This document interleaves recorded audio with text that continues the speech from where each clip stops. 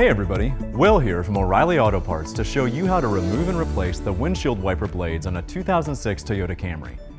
Procedures will be similar for most Camry models from 2006 to 2011, but be sure to know the specifics for your vehicle before getting started. Once you've got your wiper blades, here's what you'll do.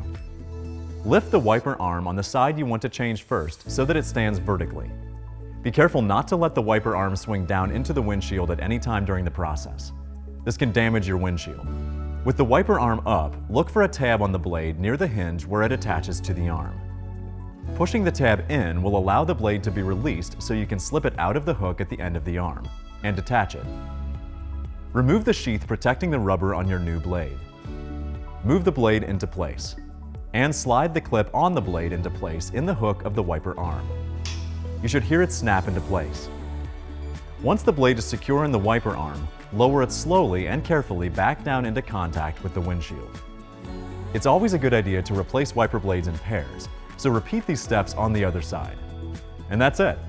You'll find everything you need for this and other jobs at your local O'Reilly Auto Parts store or O'ReillyAuto.com.